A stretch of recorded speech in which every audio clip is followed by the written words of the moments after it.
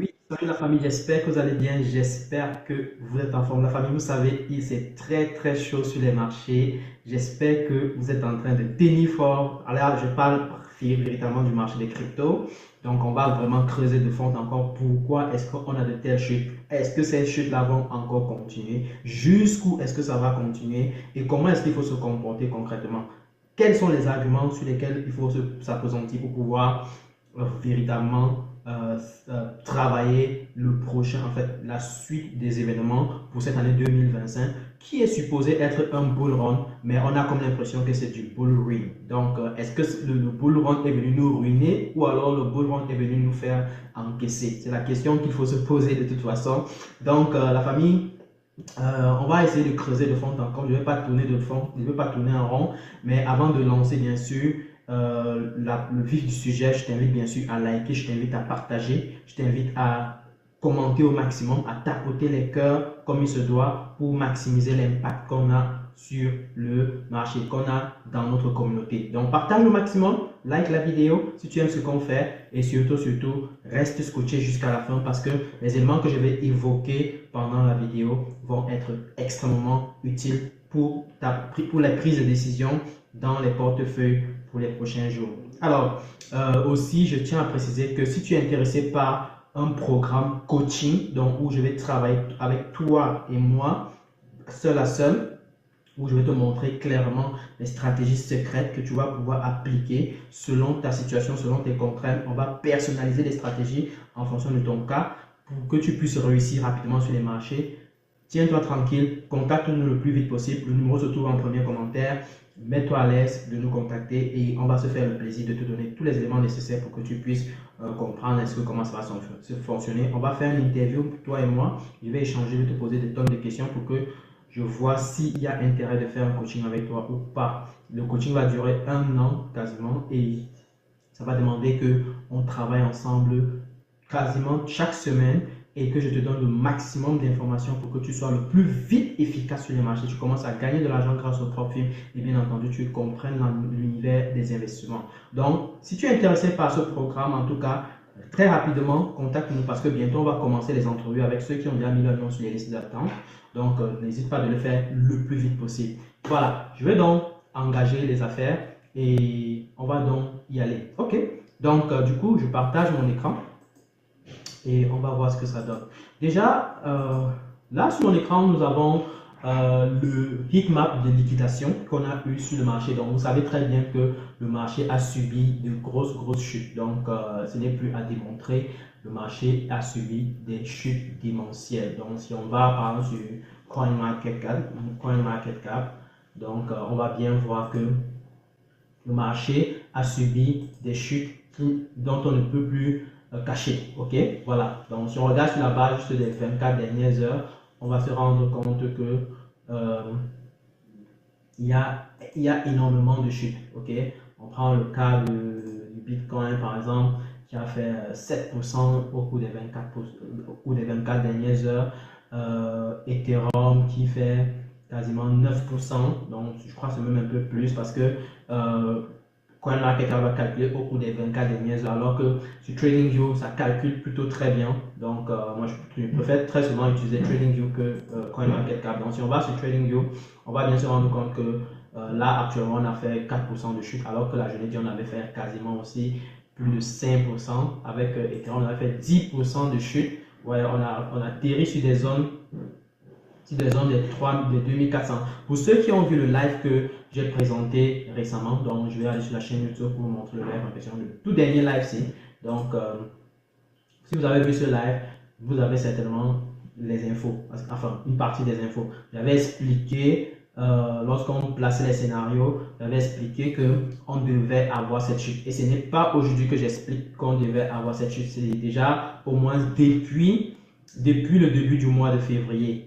Et l'une des raisons fortes qui orchestre cette chute-là, c'est tout simplement les anticipations des traders, des gros traders par rapport à la mise en opération, n'est-ce pas, par rapport à l'opérationnalisation des tarifs douaniers dont Trump avait annoncé en début février. Vous vous rappelez qu'en début février, Donald Trump avait annoncé qu'il devait appliquer un tarif douanier de 25%, n'est-ce pas, au Canada et au Mexique. Et hier, justement, je lisais encore des news qui disaient que Donald Trump a confirmé qu'il va appliquer les 25% au Canada, n'est-ce pas, et qu'il est upset, quoi. Donc, il dit que le Canada les a déjà trop bouffés et que c'est tout. Vous voyez un peu comment il écrit ça.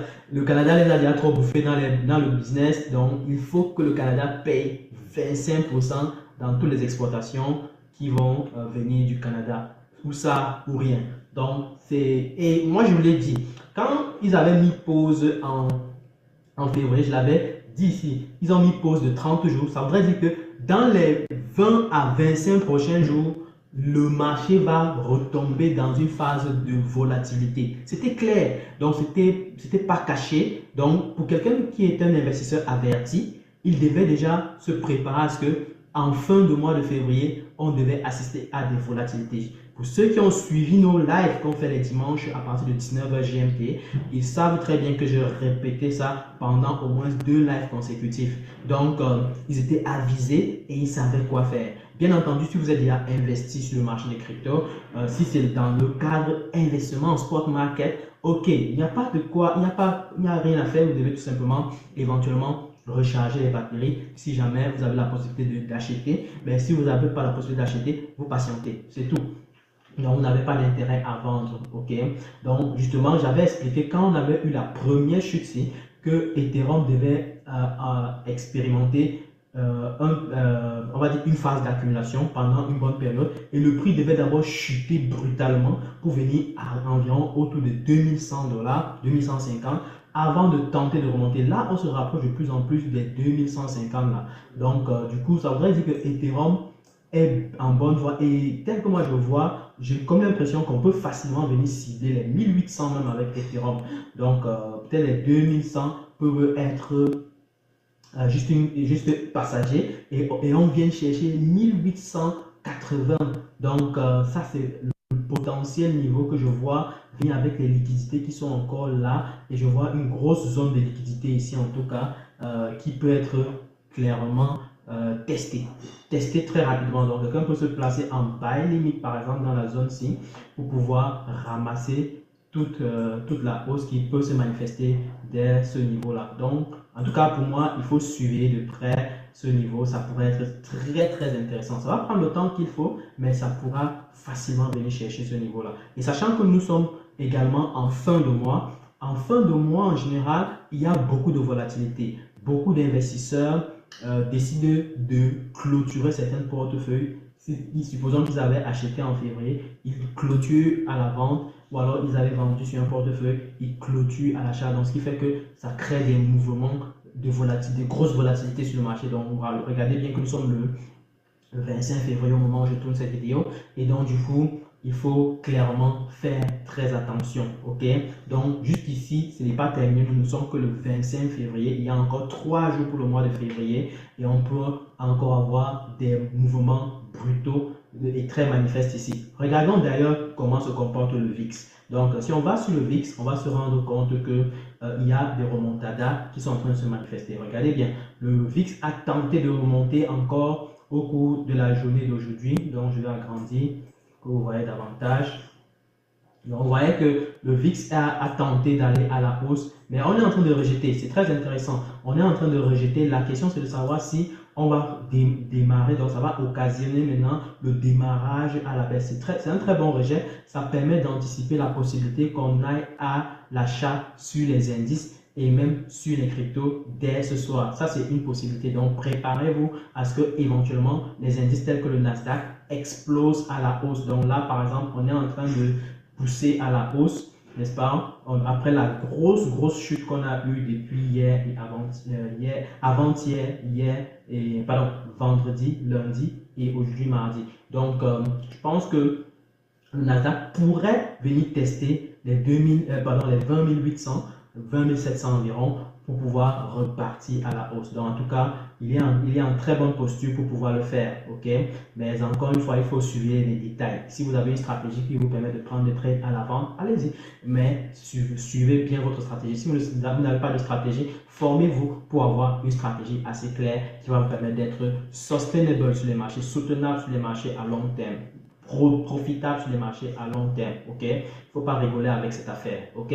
Voilà. Donc le premier argument, c'est d'abord l'argumentaire lié aux tarifs douaniers dont Trump est en train de mettre en place, dans la guerre commerciale qui est en train de s'opérer entre les États-Unis, le Canada, le Mexique et même la Chine. Donc, ce qui fait que il y a ce désordre-là qui est créé et ça crée la panique. L'investisseur n'aime pas le désordre, l'investisseur n'aime pas l'incertitude. Donc, du coup, quand il y a déjà l'incertitude là, ça crée du n'importe quoi. Et donc, du coup, les investisseurs avérés savaient déjà que vers la fin du mois, il devait avoir quelque chose sur le marché à cause des tarifs douaniers. Donc, ils ont décidé de vendre massivement. OK? Massivement. Et cette grosse vente-là, ça va s'opérer et sur le marché des indices, et sur le marché des actions, et sur le marché des cryptos. Et le fait qu'il y ait des fortes ventes, ça va donc mettre la pression aux retail, aux traders particuliers de vendre leur position. Ils n'ont pas le choix que de vendre. Surtout quand tu as mis du levier, tu n'auras pas à un moment donné le choix que de vendre. Donc, c'est comme ça que il y a eu des liquidations massives, ok? Donc, à plus de 1,59 milliard. Donc, on regarde bien ici, au cours des 24 dernières heures, regardons ensemble, au cours des 24 dernières heures, on a bien 1,59 milliard de dollars, n'est-ce pas, qui a été liquidé. Donc, c'est énorme, c'est énormissime. Donc, et ce n'est pas tout. Ce n'est pas tout. Donc, on a ces deux premiers arguments. Un autre argument peut être, bien sûr, le fait que, tout simplement, si vous regardez l'effet de saisonnalité qu'on a eu sur le marché des cryptos, pour être plus particulier sur le marché des cryptos, si on va sur le marché des cryptos, vous allez vous rendre compte d'un phénomène. Regardez par exemple en 2021. En 2021, le check. En 2021, regardez, pardon, en 2020, là c'est même en 2024 d'abord. Regardez en 2024. Lorsqu'on était en février 2024, qu'est-ce qui s'est passé? Le marché a cassé sa gueule et est descendu brutalement. Regardez, on a fait une descente de quasiment quel pourcentage? Regardons ensemble. Ça c'était en fin février, début mars. Donc je vais mesurer avec vous. On était descendu de quasiment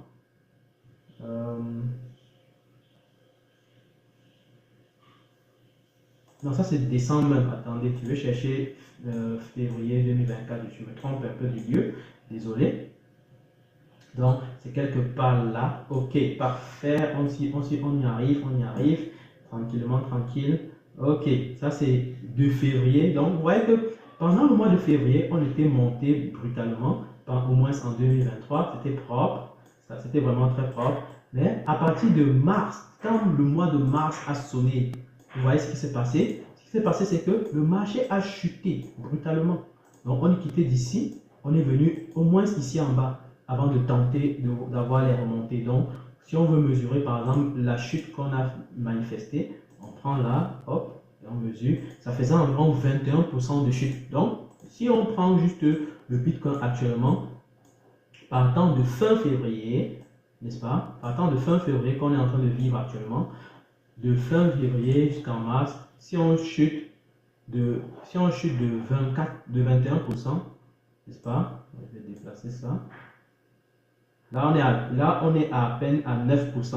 Donc, si on doit chuter de 21%, on doit arriver au moins à 76 000. Ça, c'est la première chose. Maintenant, regardons en 2021. Donc, je vais aller en 2021 où on a eu le bull run, n'est-ce pas? Le tout dernier bull run. Regardez bien ce qui s'est passé. On est là. Donc, ça, c'était en février. Donc, fin février, c'était quelque part ici. Début mars. Donc, début mars, on engage ici. On fait d'abord une grosse chute de 45%. Donc, on va tourner en rond pendant un bout de temps. Mais après, on va chuter de 45% de début mars jusqu'au mois de juin, juillet. Donc, on pourrait aller avec des chutes qui vont jusqu'à 45%. Ici, c'est le cas. si c'est le cas, dans ce scénario-là, qu'est-ce qu'on peut faire? Qu'est-ce que ça peut donner? Ça peut donner que on se retrouve avec 45%, on se retrouve quasiment à 53 000, 50 000. C'est énorme ici, c'est la folie. Donc, on pourrait se retrouver carrément à tester ce plus bas, si la zone de correction qu'on a eu avec le Bitcoin pendant quasiment la période de 6 mois en 2024. Donc, c'est énorme. Donc, soit on peut descendre brutalement, venir chercher ce niveau-ci, tel que moi je vois venir. J'aurais espéré qu'il stabilise au niveau des 92 000, mais fort bizarrement, il se trouve que des 92 000, mais là, bizarrement, il a cassé, on est à 87 000. On peut facilement aller chercher vraiment les 80, soit les 72 000, les 76 000, soit les 55 000. Et c'est fort probable. Regardons un peu ce que ça avait donné en 2017. Je ne sais pas si on peut aller jusqu'en 2017.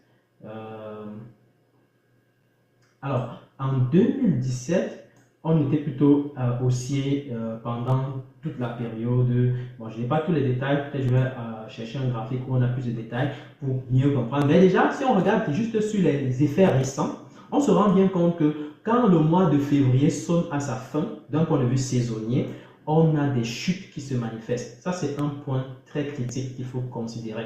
Donc, pour moi, si tu as l'intention d'acheter, je pense que soit tu peux surveiller l'achat au niveau des 84 000, 85 000, soit au niveau des 75 000, 76 000, donc quelque part ici. Donc, on va peut-être avoir un achat là-bas.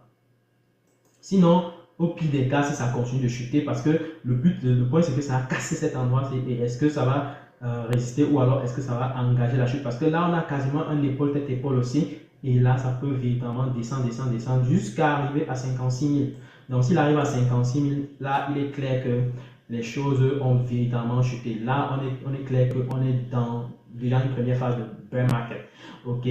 Non, ou alors un pré-bear market, ok? Alors, la question, c'est de savoir si le bull run aura encore lieu. Juste ici, nous sommes encore au deuxième mois de 2025. Donc, il y a encore beaucoup de choses qui peuvent se passer. Beaucoup de choses. Et le truc, c'est qu'il y a trop d'éléments catalystes qui démontrent que le Bitcoin ou alors le marché des cryptos ne pourra pas bouger à la hausse de sitôt. C'est ça le problème. Okay? Et j'ai déjà expliqué ça avec mes étudiants il n'y a pas longtemps. Donc, de sitôt, on n'a pas assez d'éléments argumentaires, on n'a pas assez d'arguments qui démontrent qu'on pourrait avoir, n'est-ce pas, une confiance qui se renouvelle sur le marché en réalité. Donc, ce qui se passe, c'est que, on a déjà la Fed qui n'a aucune intention d'augmenter les taux, de baisser les taux d'intérêt, pardon, de sitôt. Donc, on envisage peut-être même en juillet, n'est-ce pas, ou en juin. On pourrait même augmenter parce que l'inflation est plutôt en train d'aller à la hausse. C'est ça qui est pire, n'est-ce pas? Et si on repart avec les hausses de taux d'intérêt, c'est alors très grave. Donc, le bear market risque d'être avorté, et enfin, risque de commencer beaucoup plus tôt, je veux dire ça, risque d'être prématuré. Ok, ça c'est le premier point. Si on a finalement les occasions de baisse des taux d'intérêt, ça va peut-être venir à partir de juillet. Ça, c'est un point très important. Notez bien cette date, en fait, cette période de juillet. Ça voudrait dire que le marché risque de chuter brutalement et venir se poser quelque part ici pendant les périodes de juin-juillet, avant d'envisager peut-être remonter. Ok? Et là, peut-être on va terminer le bull market à 100 000 ou 150 000, maximum 150 000. Ok? Donc, ça, c'est le premier point qu'il faut garder en tête. Une autre chose qui est claire, c'est qu'il y a beaucoup d'éléments catalystes qui démontrent que le Bitcoin peut encore avoir plus d'effets, plus de considération. Donc, jusqu'ici, on est dans la Bitcoin season et rien d'autre. On est vraiment dans la Bitcoin season et rien d'autre. On peut de temps en temps profiter de quelques hausses qu'on voit sur quelques altcoins, c'est correct. Mais on a beaucoup d'éléments qui démontrent que la Bitcoin season est encore présente et risque de durer encore longtemps. Si on passe sur la Bitcoin dominance, donc si on regarde BTC dominance, la dominance du Bitcoin, on va se rendre compte que le Bitcoin est largement à la hausse. Regardez, il est à 61%. Et il peut facilement chercher les 60%, les 67%, voire même les 70%. Pourquoi? Parce que si l'idée de réserve stratégique de Bitcoin est totalement validée par les États-Unis et par d'autres pays, même d'ailleurs que je vois déjà venir, alors là, le Bitcoin aura encore un centre d'intérêt beaucoup plus fort que les autres crypto-monnaies.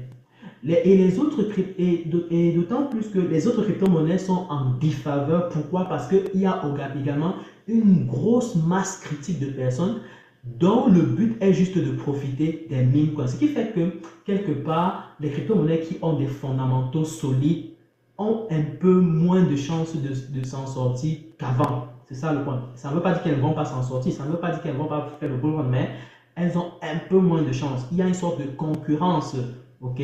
Un effet substitut. Certaines personnes préfèrent, au lieu de mettre de l'argent sur, par exemple, des crypto-monnaies qui ont des fortes valeurs comme Ethereum ou autre chose, vont préférer aller chercher le meme coin qui va leur donner x1000. Donc, il y a un effet de substitution. Donc, du coup, ça fait que l'argent qui devait être concentré sur les crypto-monnaies qui ont de bons fondamentaux est quasiment concentré sur des meme coins. Et c'est une forte masse d'argent. Imaginez-vous un seul instant. Donc, il y a quand même cet effet de différence là qui se manifeste pendant cette période. Ce qui fait que, pour moi, sachant que les intérêts sont encore très forts à l'endroit du Bitcoin, la Bitcoin dominance peut encore augmenter. Il s'en manque, ça voudrait dire que l'altcoin season peut être retardée. Et retardé, je vous ai parlé du mois de juillet. Donc, éventuellement, on pourrait avoir une remontée sur le Bitcoin en période de juillet. Donc, la chute qui est ici peut être une chute qui va durer longtemps, qui va durer au moins 2 à 3 mois. Et là, du coup, il va falloir attendre le mois de juin, voire le mois de juillet, pour pouvoir voir des remontées. Donc, ça pourrait donner quelque chose comme ça, qui chute et puis qui stabilise pendant longtemps pour remonter. Sinon, qui descend encore même brutalement ici, tourne en rond avant de remonter. Donc, c'est ce que moi, personnellement, je vois venir. Donc, du coup, il faut bien, pour moi en tout cas, les voyances sont en train de s'aligner pour cette période-là, juillet, août, pour pouvoir relancer un peu plus de hausse. Si, par exemple, les choses commencent à s'aligner de telle sorte que la Fed commence à dire, bon, ok, on va devoir baisser les taux, on va devoir augmenter, on va commencer à faire des rachats de titres sur les marchés, donc augmenter la masse monétaire sur le marché, ça c'est clair, faire la création de la monnaie, d'accord, favoriser ou alors favoriser la création de monnaie, ça va augmenter la liquidité en circulation. Et cette liquidité en circulation peut être donc utilisée pour être investie sur le marché de manière globale et en l'occurrence ici sur le marché des cryptos. Donc voilà comment je mets en avant les argumentaires qui démontrent que on peut avoir encore le bull run, mais ça pourrait démarrer, ou alors le bull run sur les altcoins, et ça pourrait démarrer éventuellement autour du mois de juin, juillet. Donc, préparez-vous, on risque d'avoir encore des chutes brutales. On risque de voir le Bitcoin chuter soit au niveau des 76 000, sinon au niveau des 56 000 si la pire des situations se manifeste. Et là, du coup, ça peut clairement peut-être casser le marché pour une bonne longue période. Mais il faut se préparer à ce que, éventuellement, le mois de juin, juillet, août, on commence à reprendre avec les hausses. Donc, voilà comment je vois le cycle pour les prochains mois. Donc, partagez au maximum cette vidéo pour que beaucoup comprennent jusqu'où on est. Donc, rien n'est terminé. Restez concentrés. Pour ceux qui ont leur portefeuille en spot market, pas d'inquiétude, pas d'angoisse. Si vous avez la possibilité d'acheter davantage, faites-le. C'est votre choix, c'est votre décision. Encore une fois, c'est votre portefeuille, c'est vous qui décidez, c'est votre argent. C'est vous les seuls et uniques responsables. Si vous ne savez pas comment le faire, vous devez apprendre à investir. Vous devez vous former. Inscrivez-vous dans une école de formation et faites bien les choses. C'est à votre avantage, ok? Et donc, et pour ceux qui veulent un coaching, bien sûr, sachez que vous pouvez nous contacter, n'est-ce pas? Au numéro qui se trouve en premier commentaire. On va organiser un programme de coaching pour une dizaine d'étudiants qui sont intéressés et ça va durer 1 an. Donc, je vais me prendre en charge, je vais vous prendre en charge pendant 1 an. Moi, personnellement, je vais travailler avec vous de manière individuelle. Ce sera carrément des cours individualisés pour vous et uniquement pour vous. donc, et personnalisé pour vous. Donc, selon votre situation, selon vos restrictions, selon vos difficultés, on va vraiment se concentrer. Moi, je vais me concentrer sur vous personnellement.